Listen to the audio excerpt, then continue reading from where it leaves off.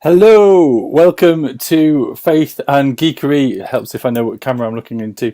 My name's Mark, and welcome to our second episode. This is all about painting minis, and in a moment I'm going to be joined by Ben and Luke, who are I want to say enthusiasts, those who are dabble, who I don't know whether they're experts or not, but I think they've got paintbrushes in hand, so they're much more expert than I.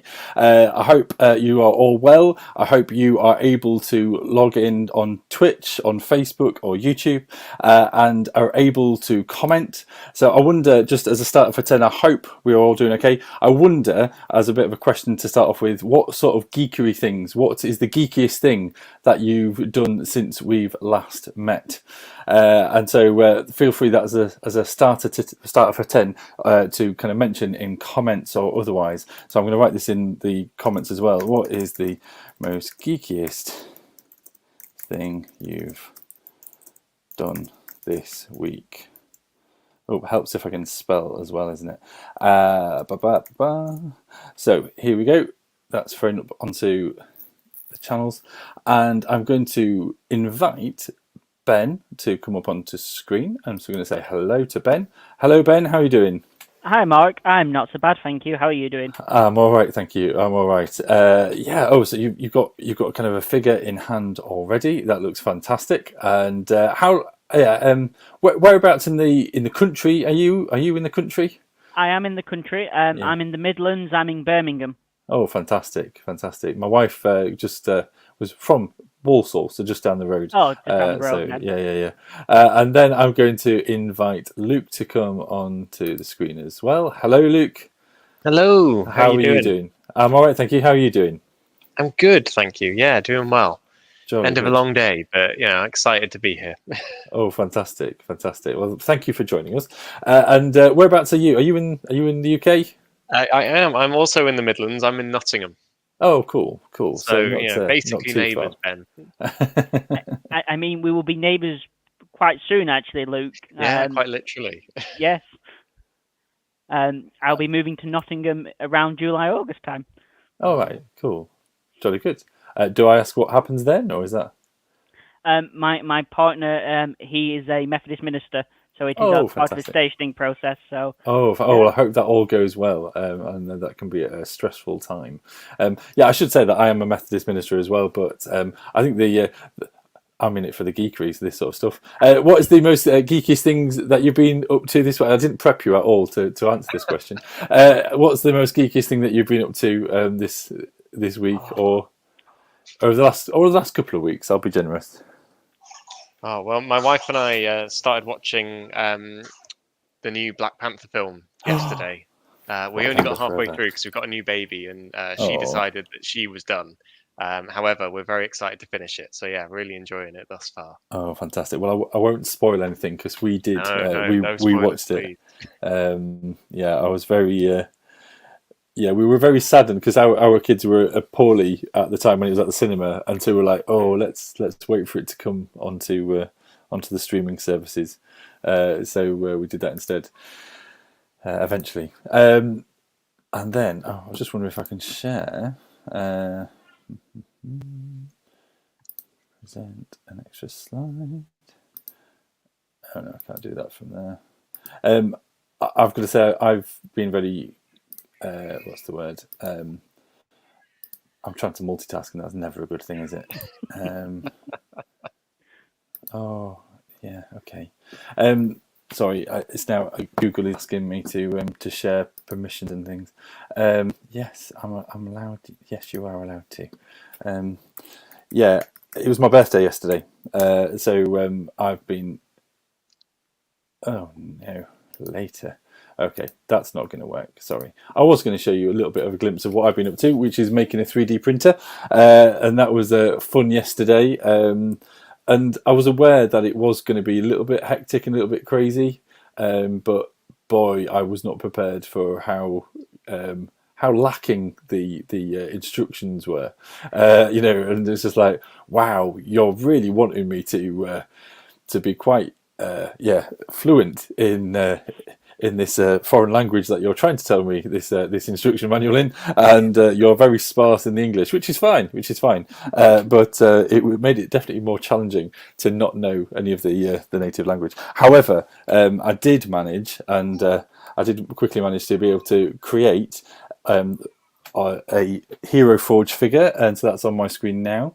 And so I can't remember if that is the Explorer or the Paladin, but yeah, I would be the first to admit I think I've still got work to do, and yeah, it's definitely a in progress. I think is a nice helpful word to use. Like for So one we're day, it's talking. quite impressive, Mark. I'll be honest with you. I don't think I'd have made that much progress. It's well, oh no. I think I've been interested in the 3D printer side of stuff for a couple of years actually, and it's only just now kind of I've only just come to fruition. But yeah, definitely something that I'll be enjoying trying to do, and yeah, I'm looking forward to that. Anyway, you've both got paintbrushes in hand, and that's fantastic. First of all, I need to say, have I got the terminology right? Is painting minis okay, or is it like mini figures, or is that too much like Lego minifigures? You know, is that? I mean, from my point of view, I think minis covers it all. I think minis kind of covers the whole kind of spectrum of like Warhammer, Dungeons and Dragons, and kind of all that. I mean, I've never tried painting a Lego minifigure. That could be a first. Yeah, Yeah, I do get some people a bit confused by it. They think I paint like tiny miniature landscapes or portraits of people, and that, yeah, I end up having to show them pictures of what I actually mean, or describe it as, yeah, they're tiny little soldiers. yeah. So if I'm just trying to think because I'm quite new to this. I was only saying to you guys off camera that my brother-in-law he kind of has he kind of has a whole shelves worth of stuff. Now I want to say that's Warhammer, but I can't remember. And fortunately, he's not watching to correct me. So I'm going to put yeah, it's Warhammer. And so that it's kind of got like the kind of I want to say legions of kind of army, you know, kind of proper like kind of squadrons of army or whatever phrase that you use. And is this something that you've kind of been doing for a long time, new to it, or otherwise? I've been, if I don't mind going first, if you don't mind, Ben. No, not I've at been all. painting on and off probably for about 10 years. I think it was 2013. I bought my first box of minis. Had no idea what I was doing. They were some Warhammer, I think. I think they were some high elves. Um, and yeah, just sort of went about sort of fumbling in the dark, trying to figure out what I was doing. YouTube is a brilliant place for tutorials and inspiration. And yeah, I definitely hope I've improved somewhat in the last 10 years. But yeah, I've always enjoyed it. But it's one of those things. I'm sure Ben, you will find it's definitely a time sink. You need to make sure you set aside the time to do it because otherwise I can easily go months sometimes without doing it. But I do love it. So is this kind of like a dedicate, like a proper kind of like need my concentration, don't distract me for the next 5 hours sort of thing, or is it something that you can dabble across the day, or is it about like having to have your workstation set up, or is it a bit A of bit all of above? both. We've had to buy a piece of furniture especially for it for me for our dining room because I was kind of dominating our kitchen table, and yeah, my wife got to the point where very kindly she bought me somewhere to keep all of my things. But yeah, it now means that we don't have to eat around pots of paint and unfinished miniatures. Always helpful, always helpful. That's good. That's good. And what about you, Ben? Have you kind of got a dedicated place for it, or is it just kind of a I, little? yeah, so quite similar actually. I mean, interestingly enough, my first Warhammer I ever bought was dwarves, and I was shocked when I bought them, but I had to paint them. Never mind build the models, but actually paint them was a shock in itself. But yes, a bit similar to you, Luke, in the fact of too many times of kind of taking over a dining table space. It very much is a thing of you can't just do for half an hour, 20 minutes, I find. And depending on how much of a perfectionist you are, you can kind of keep going over the same mini and just correcting bits, which similar sounds like your brother, that having legions, that when you want them all just to be the exact same, that can kind of be easily a time sinkhole. So I must admit, I spend probably more time now focusing on individual minis. So I kind of feel like I've achieved something that way. When you have to do the rinse and repeat method over and over again, it does lose a bit of sanity to it. I guess, yeah, because you could be in danger of being kind of like a factory line, can't you? And just kind of, undercoat, then sorry, I'm using terminology as if I know what I'm on about. I mean, you're spot on. Yeah. Well, I know that kind of, is it like a black, like a wash or some sort of like a, to get into all the crevices and cracks? Is that something that you? Yeah, so there's different ways of doing it. So I think one of the kind of the bog stand ones I've usually seen, and I tend to use myself, is using kind of a black acrylic spray can, and doing it that way, just because you can do quite a few quite quickly, and gets into kind of the hard to reach places. And the good thing with using kind of the black, it generally shows up if you want bright colours, that you can quite easily layer it and build those colours up. Yeah. But yeah, there is different ways of doing it. You could do it by hand, but again, if you're doing a squadron of 20 figures, you're going to be there for quite a long time doing that. So it just speeds up the process a little bit. Wow. Yeah. And in itself, is that the hobby, or do you have kind of aims to that? Do you put them on a shelf, or do you kind of play like the strategy game sort of stuff with them, or is it a bit of a mix and match? Or I mean, sorry, Luke. That's right. For me, it's a bit of both. I find the painting quite therapeutic, quite a lot of wellness behind it. But not so much in the last couple of years because of the pandemic. But I used to go to tournaments, gaming tournaments for Warhammer, and kind of enjoyed that. So you had to have a set level of standard of your army painting to go to those. But also, can I just interrupt? So as in, do you have to? Is there like a, they have to be all painted to this sort of standard and they'll look down upon you, or will it, or is it more kind of peer pressure and like you've got to show it off, or is there someone with a clipboard going, "Oh, excuse me, but that guy's tunic isn't painted"? I'd say a bit of both. Oh right, wow. So kind of the Games Workshop Warhammer tournament rules are something like you have to have a minimum of 3 colours. Now, in saying that, you could literally paint it bright yellow, pink, and green and call it done, and that's fine. But then you kind of like, I would say I'm an okay painter. I've seen some of the paintings people have done, and it's like, when you ask them how long they've spent painting it, it's like, I have a job, I can't do that. That's never going to happen. But yeah, it's quite an interesting community for that reason. But you get to see some really amazing kind of where people kind of build on the existing miniature and kind of like build dioramas, and it's breathtaking. Wow. And so I've got a follow-up question there as well. And so, I mean, if you've got kind of one army against another army, do you have to be careful that they're in the kind of the right colours, or as in different colours? Therefore, have you got kind of ones that are like an away strip and a home strip, just in case if you need to swap them out because they're too similar? Or generally you're okay.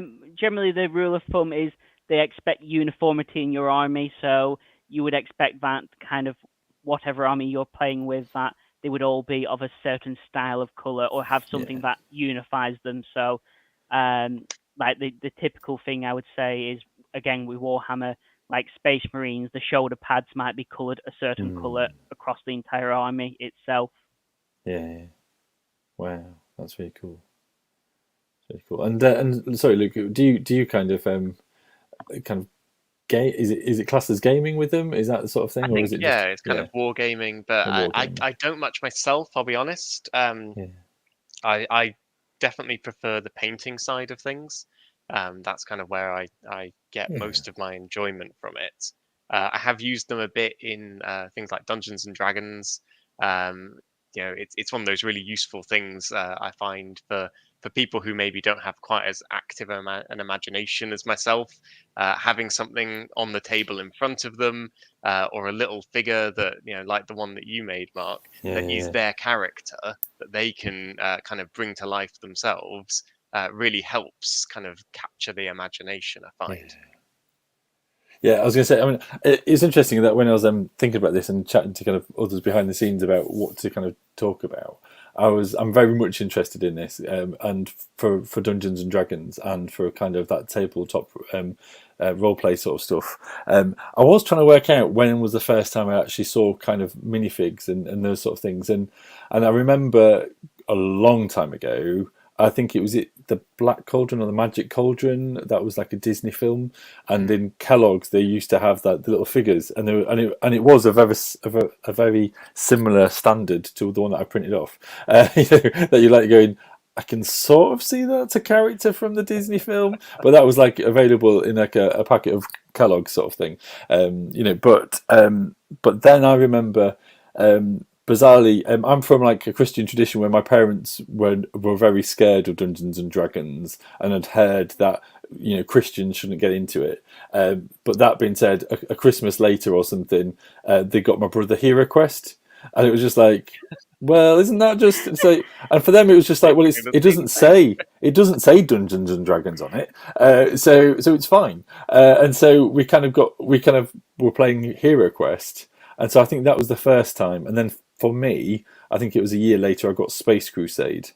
And so I think that was the first kind of proper space marine sort of thing of my experience. But actually I didn't paint them. I just left them, and there's still maybe some kicking around at my mum's somewhere in kind of dusty cupboards and spaces.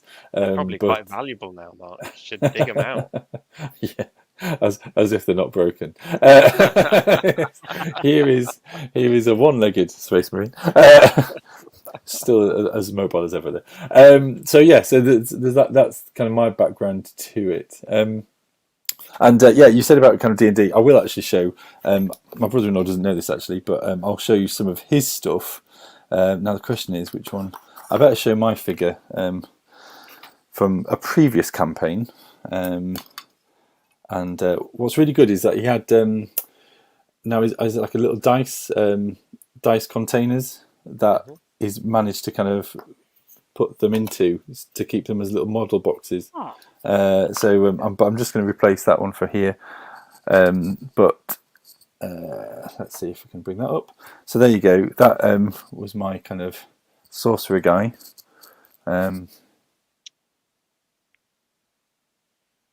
That is really well done.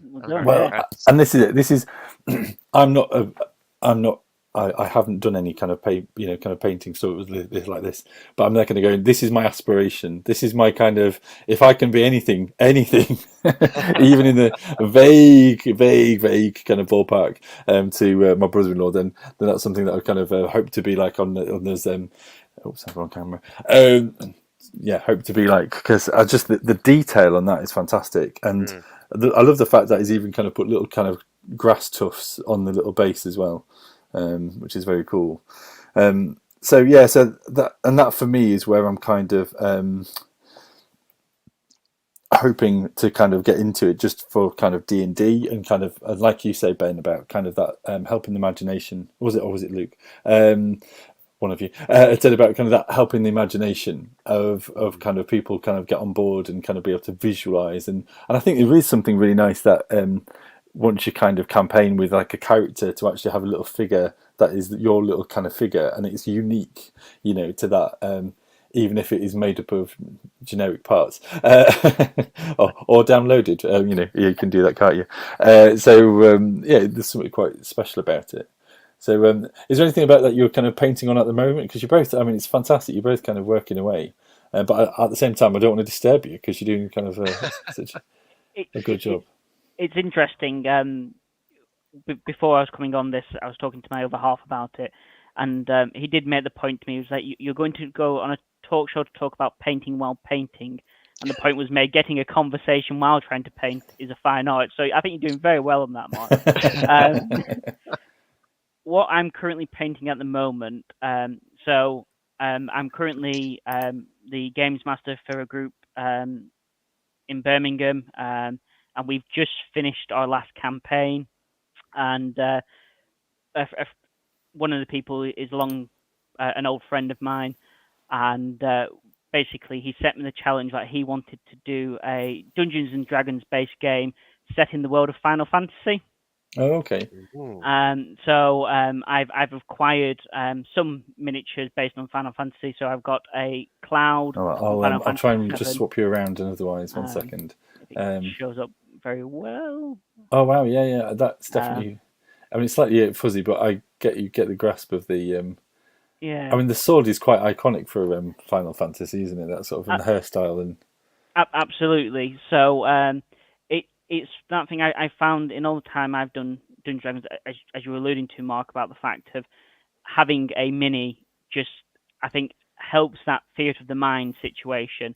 But it's been interesting that the last 2 campaigns I've done, there's been a few of us who have painted miniatures for different people, but they've all asked the question at the end, oh, can I take my miniature? Am I allowed to keep it, kind of thing? And I think it's a nice little memento, really. Mm-hmm. Oh, fantastic. And so you've got like a little a grippy thing there, haven't you? And so it says Leeds North and East Methodist here. I'm suspecting it might be somebody who's on that account, and therefore, yes, I was about to say it might be Paul, and he's just going, oops, yeah. Thank you, Paul, because you were kind of streaming on that account on Sunday, so I'm really grateful for that. So I'll overlook this. But he said, yeah, he's never had a steady enough hand. But yeah, I know what you mean, Paul. That it can feel very humbling to kind of turn up to somewhere and it's just like, bam, here's my characters. Here they're nicely painted. They're going, and I've got a printed cutout of mine. A little cardboard cutout. But yeah, you've got like a hand kind of. Is that like a hand grip to kind of hold you to help it? It is. So there's a bit of a backstory behind this. I generally refused to buy one because I had kind of homemade ways of doing it, usually kind of involving like a wine bottle cork and blue tack, and kind of did the same job. But similarly, kind of when you're painting with very fine miniatures, all it takes is one little shake and kind of you then got a line across you've got to go and fix. So I did cave in and ended up buying this hand hold kind of device, which not that I'd ever admit it, too publicly. It actually makes a big difference. Yeah, I imagine it just helps kind of to have a better grasp of, because otherwise I imagine you're either potentially touching kind of the kind of very fragile bits of the model, or trying to kind of very delicately spin the model around on the base, and therefore it's not the best for kind of just flicking, kind of over and kind of, getting into the detail of the right angles and otherwise. Absolutely. And I mean, the one good thing I would say about it is normally if you was holding onto the miniature and trying to turn it upside down on its side is a bit of a nightmare, whereas actually doing it like this, you've kind of got that additional space. And if you've got something to rest on, which, doing it at a desk or a table, it kind of gets rid of that shake kind of as you're painting. Fantastic. And can I move over to Luke and ask kind of what you're kind of doing as well? I'll see if it can show up for you. But I'm currently painting a tiny little greyhound. I was going to say, I thought it was a greyhound. It is, yeah. We have a greyhound who is a former racer who joined our family 2 years ago, called Tina. And yeah, for my birthday this year, I was bought a Dungeons and Doggies set, and so it's like I say, a tiny little greyhound who is dressed up as a monk from D&D. Wow. And so I'm trying my best to make it look like Tina. I've got my reference curled up beside me, but yeah, we'll see. I'll show it to her when I'm finished and see what she thinks. Fantastic. Yeah, that's really good. And just because I'm nosy, is that playing as the dog in D&D, or is it as like a side, is it a companion, like a sidekick? I think that's the idea. Because they are dressed up as the classes from D&D. But yeah, I'm not sure. We'll have to give it a go sometime. And so now it looks Do as if an you've got a animal-based much. campaign. It now looks as if you've kind of got a much more of a homemade kind of grip. Yeah, this is a combination of cork, plyboard, and a bottle top. Very good. Very good. Yeah, I put together because I like to have a few. I was bought a proper professional one from Games Workshop by my brother-in-law, and I do use that. But I like to have several things on the go at once, so that when things are drying, I can rotate around and make best use of the time I have. And so yeah, I have quite a few homemade blue tack jobs, which they do the job all right. But I agree with Ben. The professional ones do have a different feel. But, and it's that reluctance, isn't it, where you've got to go, oh, actually, you know what, having it bought does actually help sometimes, doesn't it? Yeah. I'd rather spend more money on more minis, to be honest. That's the trouble. Fair enough. Okay, so I just want to delve a little bit deeper, really. And is there anything kind of, and this might be an easy question to answer in some respects, but is it easy to find beauty in it? Is it easy to find kind of creativity and kind of those kind of juices fulfilled? I mean, does it help you in that regard? It definitely helps me. I think I find with my mental health.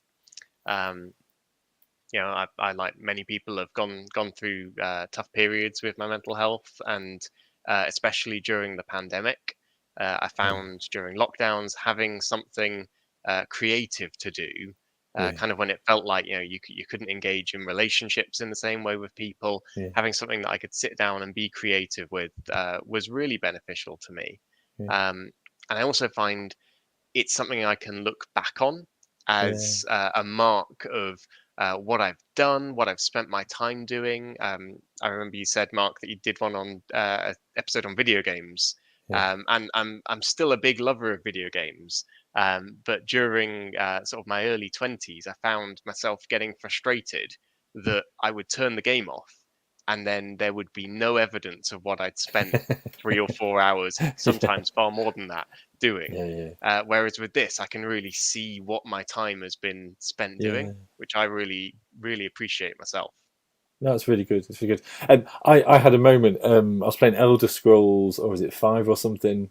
And my character had managed to get, and I was there kind of going, I'm about to buy a house. I'm there kind of going, I wish I was buying a house in real life. What am I doing here? And I had this kind of real moment of kind of going, oh, this sounds like real life now, and I want to put this to one side because it doesn't feel like fun. I'm now thinking of how am I going to buy a house in this kind of computer game, and now it's not fun anymore. And so I stopped after that on that game because it's a bit like, but I do know what you mean, that there isn't you don't have that kind of collective ability, that ability to look back and kind of go, this is the satisfaction, I guess, of completion of, and I guess with all of these things, each of your figures, you can kind of, it's that complete a finish kind of adrenaline or that kind of nice kind of buzz of kind of going, yeah, I've made that, and I imagine that's quite good.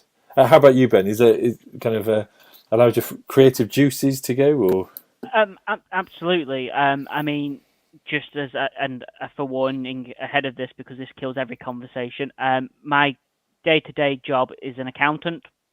Cool.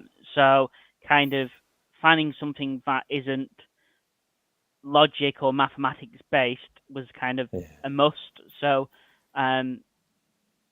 painting definitely scratches that urge, and because it's kind of fantasy and kind of game style based, it ticks all the boxes. And I think just kind of following from what Luke said, really, there's something quite nice of, I mean, I wouldn't want to count all the hours I've spent painting, but when you look at a miniature that you've painted and thinking, actually, I'm really pleased with that. It's really interesting. I should have brought it to show, really, and I haven't. I've got 6 figures that I did over 6 years to see how my painting had improved. And it's quite amazing when you kind of first start and you're literally blobbing paint on and kind of got the most thickest layer of acrylic paint on there. and then you start realizing actually I'm okay at this. I mean, there'll always be someone better, absolutely, but yeah, there's something quite nice in that achievement. Um, and certainly I found that even people who aren't necessarily into video games, miniatures, or gaming, whatever, I think they can still appreciate the art style and kind of Yeah. the effort in that. So Yeah. it's quite nice when people come and go, "Oh, I don't get what it is, but actually it looks really nice." Yeah. You're like, Yeah. "Yeah, And that's it, isn't it? It's like a transferable skill, and I guess a transferable appreciation that at the end of the day, it's been painted, it's been created by your own hand, and I think it looks, they do always look, they always fascinate me. I see that you've got other kind of sort of different scaled models on there as well, or maybe just a very large, big bad baddie or two. yes." So I know we briefly talked it before we went live. So this is a dragon that I've been using in a previous D&D session, Cool. and I was playing around with a paint that Games Workshop brought out called contrast paints.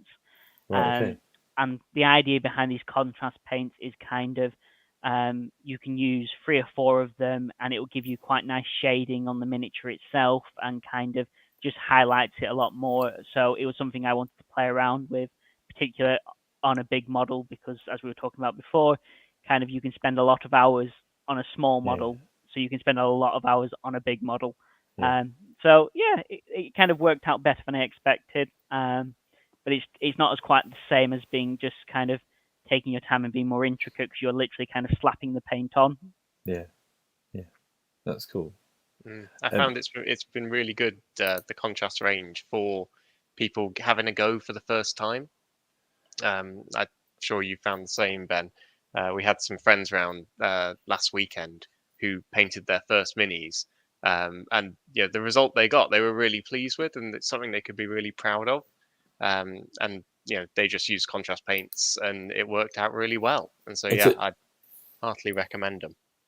Can I just, so the contrast paints, as in basically, is it just kind of set a lot of colours, and you can just kind of literally just how are they very easy? I guess is what I'm asking. So in essence, yes, I think off the top of my head, I There think you there's go. probably about 27 plus different colours. Again, I would take this with a pinch of salt, in the sense of the names of the colours are Games Workshop colours, but kind of you can kind of see what the colours are going to be out. And they're kind of watered down, and they've got I've forgotten the word for the liquid inside them. But basically, they're a specific type of paint, so that when you're painting your miniature, um, it will go into the recesses of the miniature better. So it Right. will then kind of give you that shadow look, but it will also then highlight more pieces at the front. So Oh, again, cool. like Luke was saying, they are a really good range for people looking to get back into it.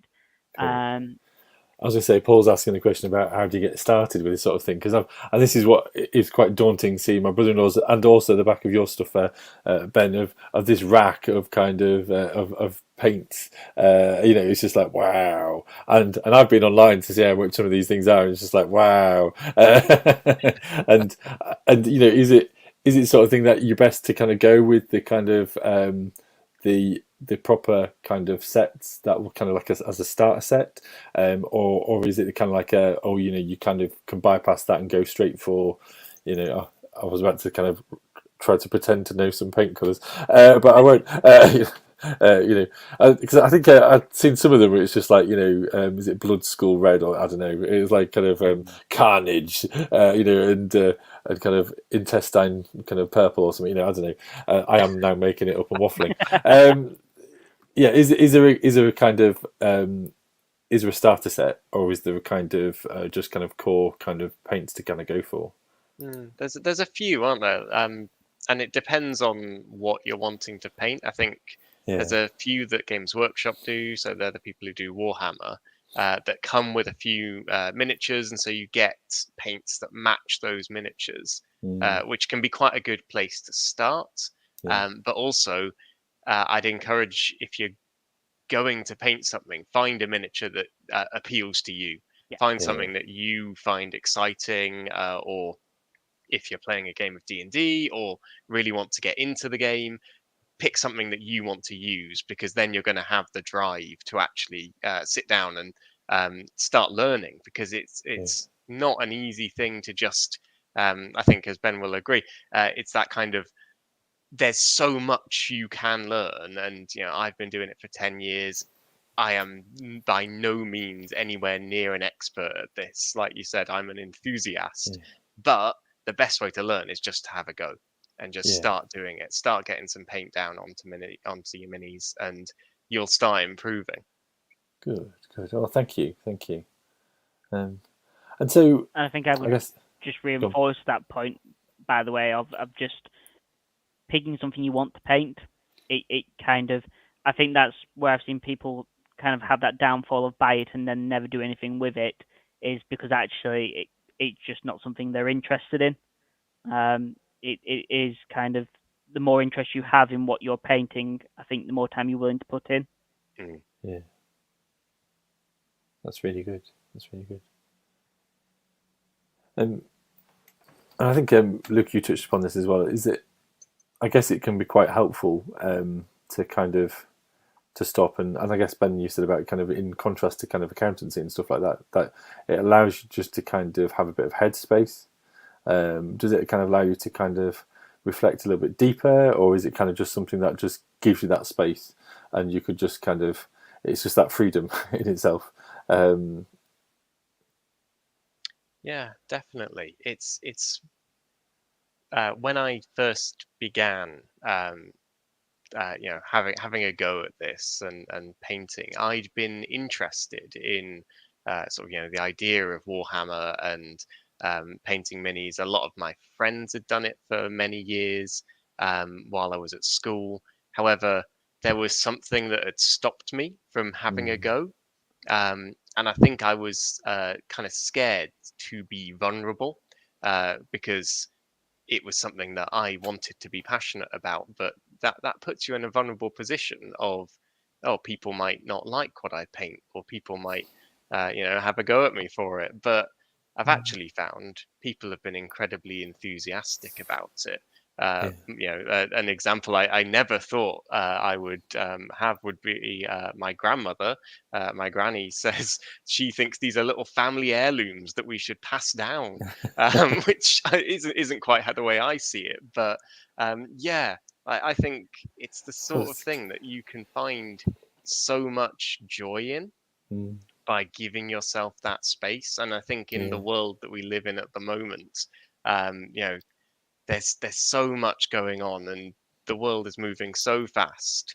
It's great just to take a little bit of time for yourself, and pause and have a bit of space from everything that's going on. That's not easy to find sometimes. I'm sure we all have that. But if you can, I was really blessed the other day. My wife gave me some time as a gift on the weekend. We've just had a baby, and so she went to her mum and dad's, and I had 2 hours just to paint, and I really appreciated it.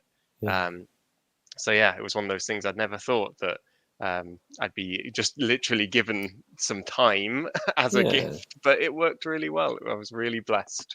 Good, and that's good, isn't it? Like that first of all, that it's that you're in a household that appreciates it, that kind of permission to be given, but also permission for self. And I think actually we can, in such in such kind of a world where kind of work can be demanding, family can be demanding, other commitments and kind of life can kind of pile in, to be able to kind of give yourself permission to stop and pause and just to potter.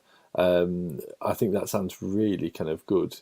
And I'm trying to work out how I can do that, because it sounds good, doesn't it? It's just that opportunity, because actually otherwise things gather dust. Otherwise, life just continues to happen, and if we don't kind of try and carve that time out, and as you say, it's good for mental health. It's good for kind of just thought processing, and it's just good kind of creativity as well. And I love this idea of it being a legacy as well, of maybe heirlooms, maybe not heirlooms, but I remember I kind of mentioned this just off camera before, that I did a summer working for Humbrol because I'm from East Yorkshire originally, so we had the kind of Humbrol factory where they used to kind of make all the aeroplane kits, and it was really funny that my dad passed away a number of years ago, and kind of going through kind of some of his bits, we didn't get any of these lovely finished models. What we got were kind of old battered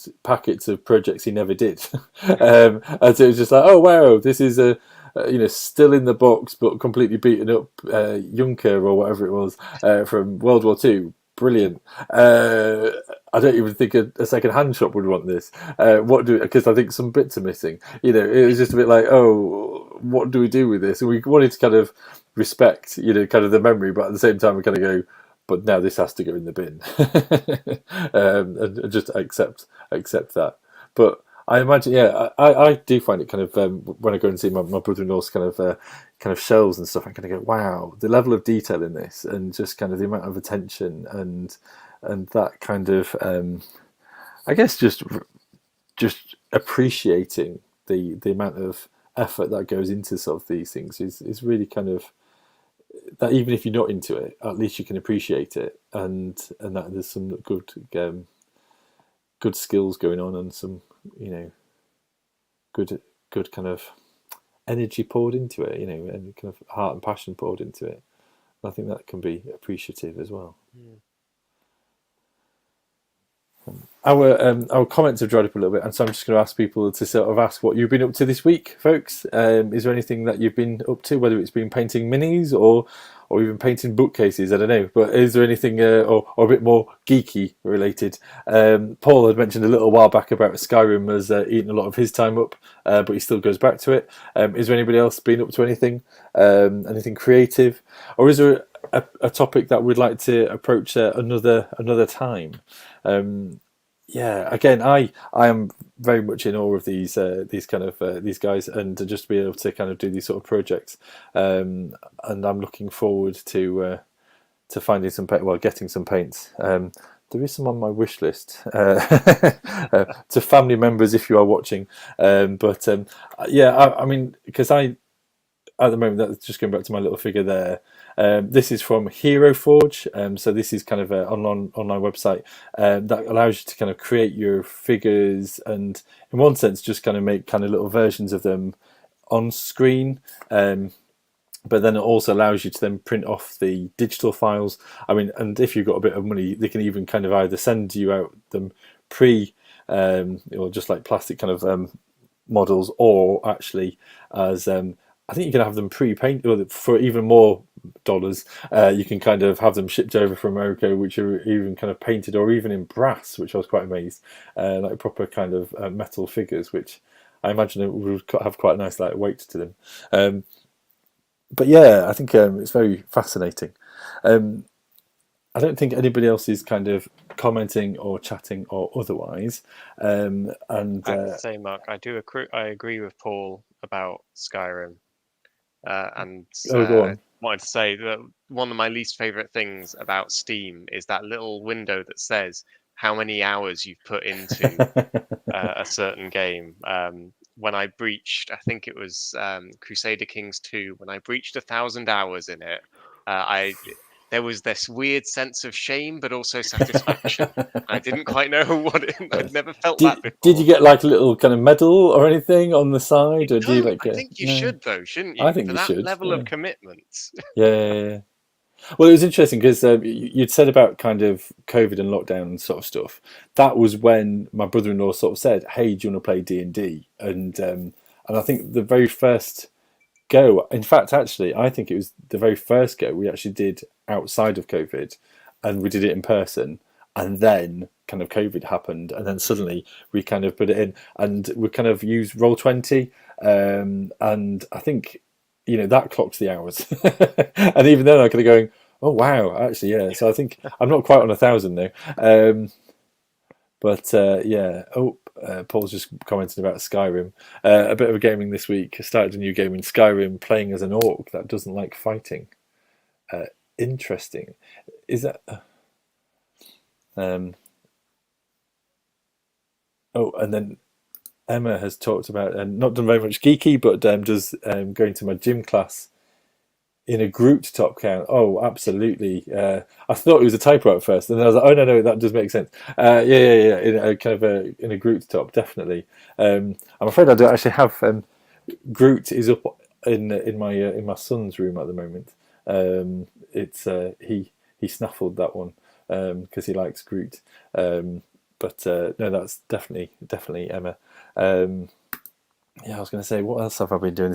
Yeah, the 3D printer has taken up a lot of my time over the last 24 hours, and it's definitely an art to kind of even create it, let alone kind of then get your head around the software and then kind of the delicate weighting. And I hadn't realised, because even this little figure took an hour to print, and I was just like, blimey.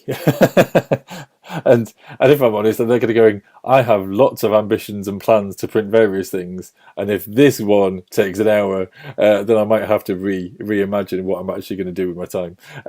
But yes, it's yeah, I'm trying to think if there's anything else. Oh yeah, did you get? I've got Superliminal, which is a game, which is a perspectives game that was kind of I got for a birthday present from my brother, who's also an accountant, by the way.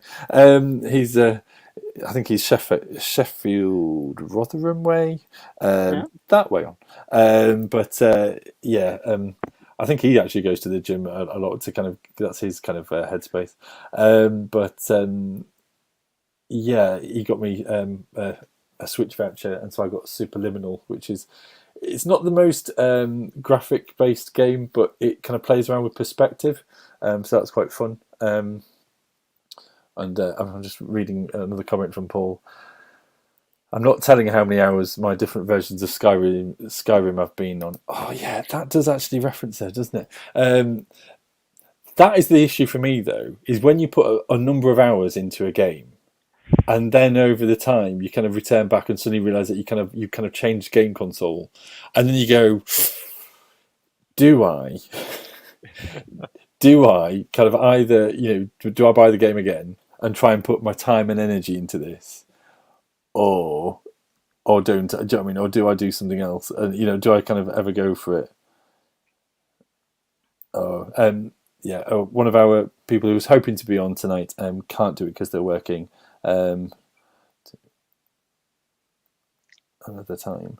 I am aware of, for kind of Faith and Geekery, that if you aren't able to watch us live, if you are able to comment, there is a WhatsApp group and a Discord kind of channel to be able to kind of do things. It's up on the screen there. I will drop it in the comments because I'm aware that for some of us, to watch things live isn't a possibility, but to in fact, I will just drop that in the comments because there's no way people are going to just go, oh, just write that down from the screen.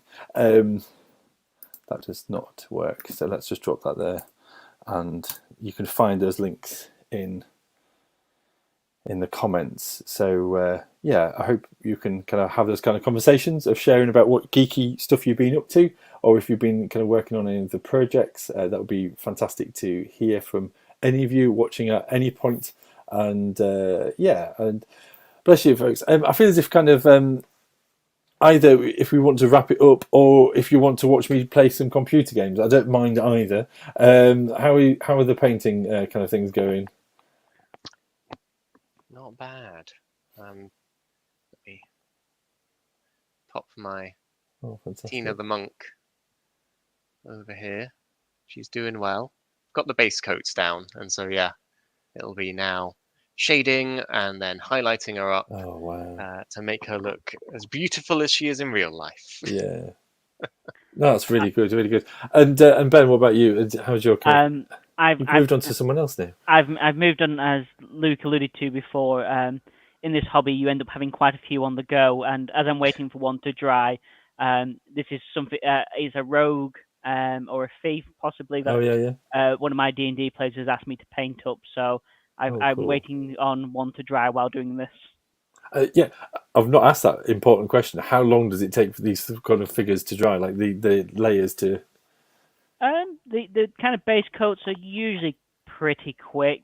It's usually more the washes, which are kind of very watered down of the paints, to properly dry, usually I end up leaving them overnight. Oh wow, okay. Um, Properly. contrast paints are a little bit better. I think they dry a bit quicker, but generally, again, Yeah, still a about bit damp. 10 minutes or so, 15 minutes maybe. Oh, okay. So that sounds like more. I was about to say kind of more comparable kind of to like normal kind of painting and bits and pieces. But I guess the washes, because it is, I guess, watered down, isn't it? So therefore, it's just takes a lot longer. Oh, cool. Okay, well, thank you, Ben. Thank you, Luke, for joining us tonight, and thank you, folks, for tuning in. And yeah, just be in touch if you want to be in the week, and I'll get my thinking hat on about what we're going to be talking and looking at next time we meet. So I'm going to say goodbye to Luke and to Ben for now. Thank you again for joining us, and I'll be really interested to see how you're coming along another time. And I think there might be interest because there's at least 2 other people who wanted to be involved with the minis, so we may kind of definitely return back to this. But I may also be chatting to you about D&D and that sort of stuff as well. That's very much my forte. So thank you, Luke. Anything else left to say before I drop you off the screen? No, just thank you very much for having me, Mark. No, bless you. Thank you. And Ben, anything left to say? No, thank you. It's been enjoyable. Yeah, thanks a lot. Fantastic. Thank you. So, folks, yeah, this is it. I don't think I will play a little bit of gaming tonight because it just feels a little bit rude after having fantastic guests such as Ben and Luke on the stream. So, thank you. Our next time that we meet, I should really have had that written down somewhere.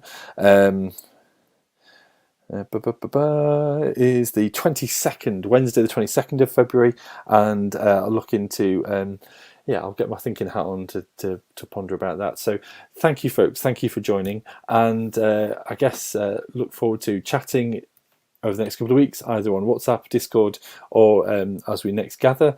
You can kind of find us on Twitch on Cybersten1, YouTube Cybersten, or cybersten.co.uk, and Facebook and YouTube, that sort of stuff. So please kind of subscribe if you want to kind of find more of these bits and pieces. But for now, I guess all I have to say is blessed are the geeks. Thank you.